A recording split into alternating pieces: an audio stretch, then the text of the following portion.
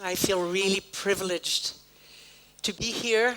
I've cried, I've laughed, I've been profoundly touched. And I feel really privileged to be alive. I'm grateful that I'm alive.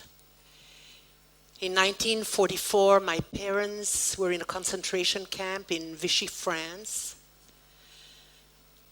My mother engineered an escape. She actually got my father out.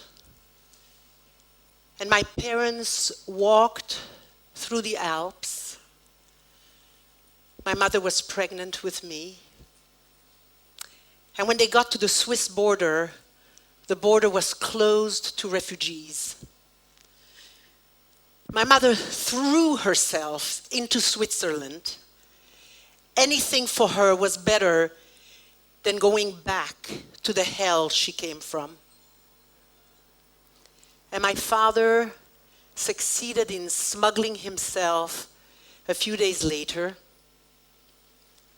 And in 1944, I was born. Decades later, I'm sitting with my mother in an old age home in Israel.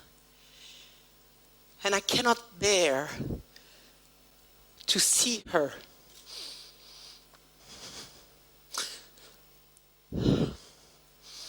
She's sitting in a wheelchair.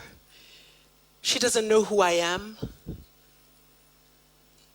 I feel guilty, I feel sad, I'm struggling, I'm angry. This is my hero. Why should she be here? And I realize that I'm not visiting her. I'm with my own emotions, and I make a decision. I'm going to cross the bridge to the world of my mother. I will leave the world where I am struggling, and I will go and meet her. And I will bring with me new eyes.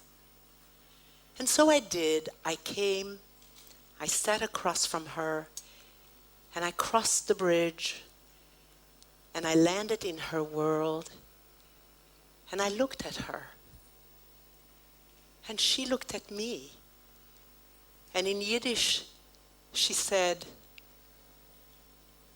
"Du bist meine Tochter. You are my daughter." And I started to cry, and with her hands, she gently wiped my tears. She hadn't recognized me for months. Of course, I hadn't been there emotionally. This miracle with my mother illustrates the three invisible connectors that I want to talk to you about today. It is the relational space, the space. It is the bridge between the worlds, the bridge. And it is the encounter, human essence to human essence, the encounter. These three invisible connectors, you know them. You live them. But you may never have framed them that way.